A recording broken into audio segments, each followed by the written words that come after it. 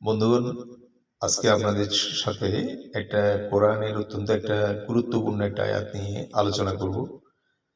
দেখেন কি সুন্দর আল্লাহ তাআলা মানুষের আগে পরের সবকিছু যে জানেন এবং মানুষকে যে পরীক্ষা করেন, উদ্ধার করেন এবং সেটা মানুষের কি প্রতিক্রিয়া হয়, মানুষ কি ফলাফল দেয়, এটা এখানে বিস্তারিত সেটা আলোচনা করা হয়েছে।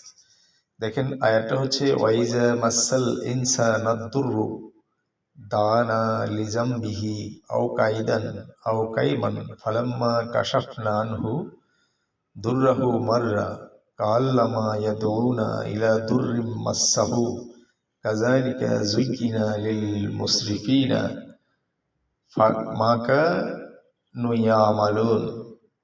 এটা অর্থ কি দেখেন, অর্থ হচ্ছে আর যখন মানুষকে কোনো ক্লেশ স্পর্শ করে, এখানে ক্লেশ মানে হচ্ছে কষ্ট, মানুষ যখন বিপদে পড়ে কোনো কষ্ট ক্লেশ স্পর্শ করে তখন আমাকে ডাকতে থাকে, শুয়ে বসে এবং দাঁড়িয়েও। অর্থাৎ মানুষের যখন বিপদে পড়ে তখন মানুষ হুলস্থুল করে আল্লাহকে ডাকে, শুয়ে বসে দাঁড়িয়ে সব সময় ডাকতে থাকে। অতঃপর যখন আমি তার সেই কষ্ট দূর করে দিই তখন সে নিজের পূর্বাবস্থায় ফিরে আসে। যে কষ্ট তাকে স্পর্শ করেছিল তা মোচন করার জন্য সে যেন আমাকে কখনো ডাকেইনি। অর্থাৎ আল্লাহ যখন উদ্ধার করে দেয় তখন মানুষটা আবার সেই আগের মতোই সেই আল্লাহর নাফরমানি করতে শুরু করে। হ্যাঁ, সে সবকিছু ভুলে যায় যে আল্লাহ তাকে উদ্ধার করছে, সেইটা তার আর মনেই থাকে না। সেই জন্য আল্লাহকে ডাকেই নি। আল্লাহ বলছে সেজন্য আমাকে ডাকেই নি, সে সব বেমালুম হয়ে গেছে, ভুলে গেছে। এই সীমা লঙ্ঘনকারীদের কার্যকলাপ তাদের কাছে এই রূপই পছন্দনীয় মনে হয়। অর্থাৎ এই রকমের মানুষ যারা, তাদের কার্যকলাপ তারা মনে করে এটাই সঠিক। বিপদে পড়লে ডাকবো, উদ্ধার হয়ে গেলে আবার ফিরে যাব, আবার ভুলে যাব আল্লাহকে।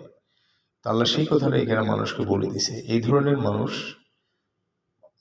এটার দ্বারা কি বোঝা যায়, মানে আল্লাহর এই ধরনের মানুষকে তার পছন্দ না, আল্লাহ তাআলার পছন্দ না।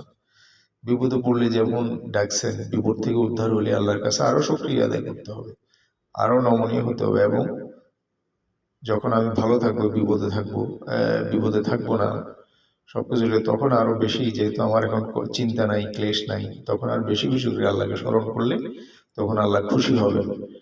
আর স্মরণ না করলে, বিপদ থেকে উদ্ধার হয়ে স্মরণ না করলে আল্লাহ যে তাকে পছন্দ করেন না, এটা তার আল্লাহর একটা অভিভুক্তি। আল্লাহ তাআলা কোরআনে এটা জানিয়ে দিলেন। তো সবাইকে বুঝার তৌফিক দান করুক, সুখে দুঃখে সব সময় যেন আমরা আল্লাহকে স্মরণ করতে পারি, সে তৌফিক আল্লাহ আমাদেরকে দান করুক। আমিন।